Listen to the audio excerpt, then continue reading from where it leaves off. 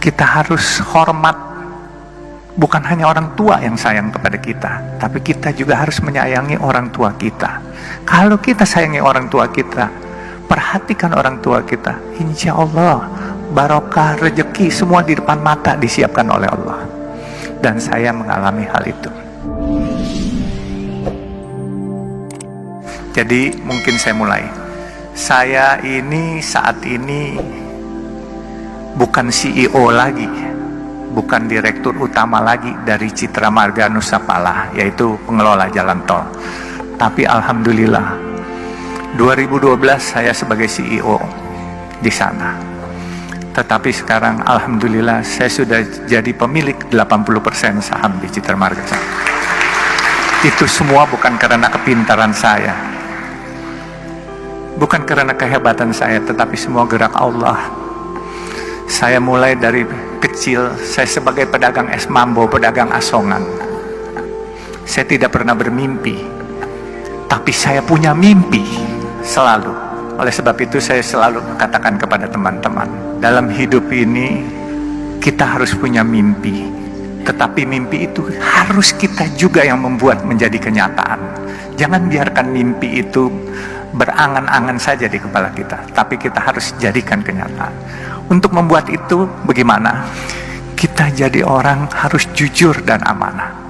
Kedua, harus sayang kepada orang tua, karena doa orang tua ini membuat jalan kita jadi mulus.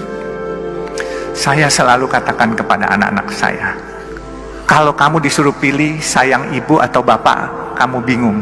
Tapi saya tekankan kepada anak saya, pertama kamu harus lebih hormat, lebih sayang kepada ibu kamu, baru kedua bapak kamu. Karena pengorbanan ibu kamu jauh lebih besar daripada bapak kamu. Jadi ibu mengandung kita. Begitu kita lahir, kita disuapin, terus kemudian kita ngompol, kita buang air besar, tengah malam, lagi tidur enak-enak, dia bangun, dia susuin kita, kadangkala cuci, kita punya ngompol cuci, kita punya bekas buang air. Kemudian dia didik kita, dia bawa kita ke sekolah, dia antar, diajarin kita. Kalau seorang ayah cuma cari nafkah saja diberikan, tetapi kalau yang mendidik anak-anak itu semua peran ibu sangat besar. Oleh sebab itu jangan sampai kita lupa akan pengorbanan seorang ibu. Dan pengorbanan seorang ibu itu nggak bisa diukur dengan materi. Saya pun kadangkala suka sedih. Saya kalau ke makam ibu bapak saya, andai kata saya masih punya ibu bapak, pasti saya akan sayangin lebih. Tapi ya mungkin Tuhan berencana lain. Saya bacain buku bagaimana cari orang sukses. Sebenarnya nggak perlu baca buku lagi, karena tadi yang Ibu Prita katakan itulah di buku itu sebenarnya intisarinya. Karena jadi orang sukses itu harus rajin bekerja, dan juga jangan lupa berdoa, dan juga jangan lupa jujur, dan jangan lupa juga sayang kepada orang tua dan minta ridho barokah dari orang tua. Itu intisarinya. Akhirnya saya ditunjuk sebagai direktur utama. Di waktu saya ditunjuk sebagai direktur utama, saya melihat, karena ini perusahaan publik, pemegang sahamnya ini banyakkan institusi-institusi asing. Saya lihat ini perusahaan bagus. Kenapa saya bilang bagus? Coba pikirkan, ini kalau bukan gerak Tuhan, saya nggak akan memiliki perusahaan ini. Saya dulu punya perusahaan kayu, saya pernah punya restoran, saya pernah punya hotel. Hotel pelayanan nggak baik, omset akan turun, orang nggak balik lagi.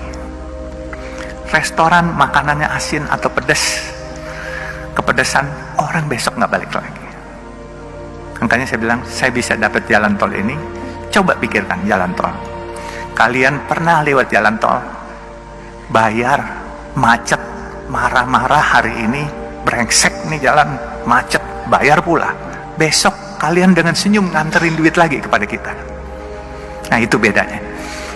Jadi jalan tol itu, mau keasinan, mau kepedesan, mau kemanisan, tetap dimanfaatkan. Nah ini semua gerak Tuhan yang milihin.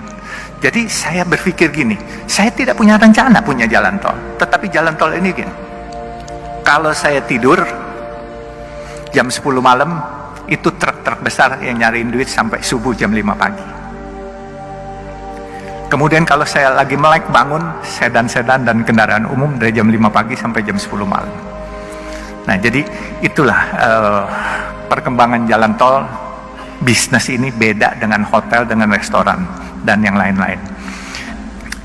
Saya pikir ini sesuatu perusahaan yang besar, dan kenapa saya bilang besar?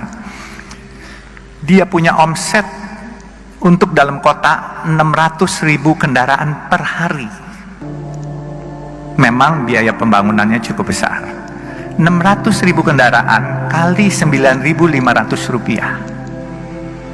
Kurang lebih hampir 6 miliar, 5,4 miliar per hari.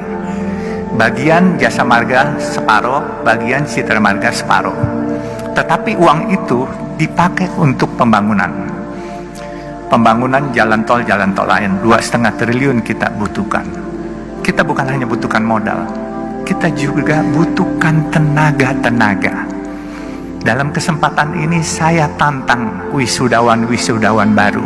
Ayo bergabung di kami. Kita butuh tenaga kita, tenaga Indonesia sendiri. Dan jangan biarkan proyek-proyek bagus ini dikerjakan oleh orang lain, orang asing. Kita harus mampu dan aku yakin bahwa kita bisa.